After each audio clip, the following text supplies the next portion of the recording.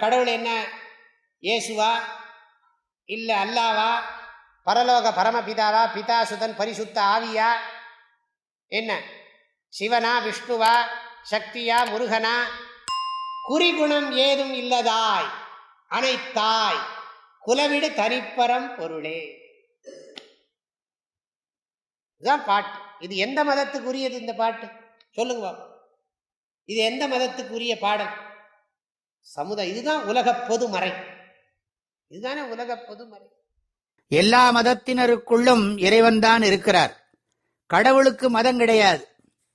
அவர் எந்த மதத்துக்கும் உட்பட மாட்டார் என்று சொல்லுகிற மதம் இந்து மதம். அவரை வழிபடுவதற்கு ஒரு நெறிமுறையை வகுத்து நாம் வழிபடுகிறோம்.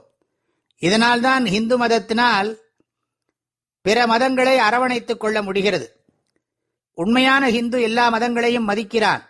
ஆனால் அதே சமயம் மற்ற மதங்களும் இந்து மதத்தை மதிக்கத்தான் வேண்டும் என்பதை நாம் தைரியமாக சொல்லத்தான் வேண்டும். ஆஸ்பத்திரியில் சென்றால் மதம் பார்ப்பதில்லை. அவர்கள் உடலியற் கூரைத்தான் பார்ப்பார்கள். அது துறவியாக இருந்தாலும் சரி, அல்லது இல்லறத்திலே இருப்பவர்களாக இருந்தாலும் சரி, யாராக இருந்தாலும் சரி. இதையெல்லாம் புரிந்து கொண்டாவது மனிதநேயத்தினுடைய மகிமையை வளர்க்க வேண்டும். நாம் எல்லோரும் அன்பாக இருக்க வேண்டும். அதே சமயம் அவரவர்களுடைய பழக்க வழக்கங்கள், கலாச்சாரங்களை விடவும் கூடாது. நமக்கு மனிதநேயம்தான் முக்கியம்.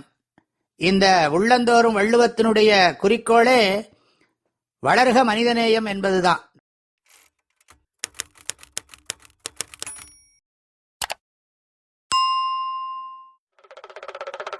வாழ்க வள்ளுவம், வளர்க மனிதநேயம்.